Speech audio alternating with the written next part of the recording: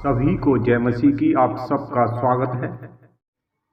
आज हम स्वर्गदूत जिब्राइल के विषय में बात कर रहे हैं। जिब्राइल पवित्र स्वर्गदूतों में से परमेश्वर के स्वर्गदूत हैं और अधिकतर इसे मैसेंजर के नाम से जानते हैं, परमेश्वर के संदेशवाहक के रूप में जानते हैं। लेकिन जिब्राइल के अंदर बहुत सारे गुण हैं जो कि और स्वर्गदूतों से कई अधिक हैं। जिब्राइल जो हैं एक संदेश वाहक के साथ साथ एक बड़े योद्धा भी हैं, जो कि हम आज बाइबल से देखेंगे। कई जगहों पर जिब्राइल जो है परमेश्वर का संदेश लेके आते हैं और आशीर्वाद के रूप में उनको प्रकट करते हैं। इन सारी बातों को हम बाइबल से देखेंगे। दानियल 10:12।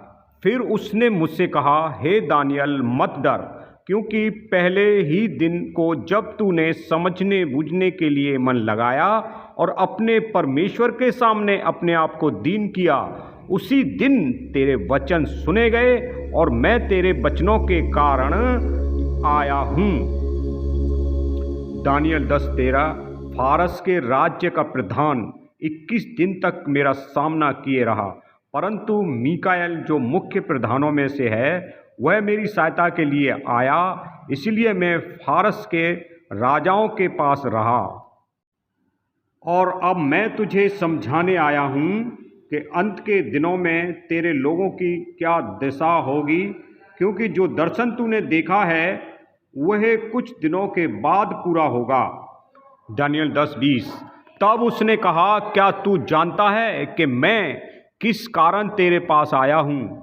अब मैं फारस के प्रधान से लड़ने को लौटूंगा और जब मैं निकलूंगा तब यूनान का प्रधान आएगा।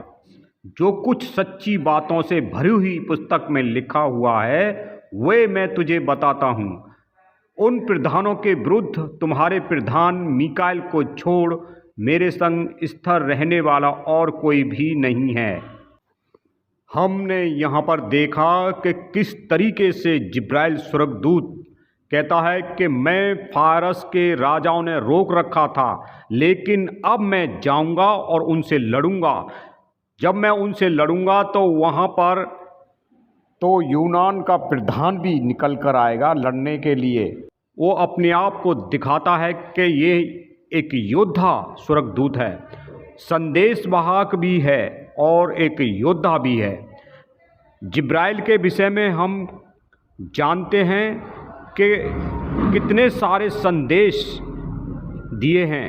बाइबल के अंदर जितने भी संदेश दिए हैं वो जिब्राइल के द्वारा दिए जा रहे हैं। जैसे कि यीशु मसीह के जन्म के विषय में, यूहन्ना के जन्म के विषय में, जब 3 स्वर्गदूत इब्राहिम को आशीर्वाद देने आते हैं, उसमें निस्संदेह परमेश्वर का दूत जिब्राइल भी था। और तुरई बजाने के लिए जब परमेश्वर के आने का समय होगा, उनमें से तुरई बजाने का जो कार्य है वो भी प्रधान स्वर्गदूत जिब्राइल को दिया जाता है। वो है एक योद्धा भी है और कोमल भी है और कठोर भी है। जिब्राइल के अंदर कई गुण पाए जाते हैं और परमेश्वर के सामने खड़े रहने वाला विश्वास योग्य दूत जिब्राइल है।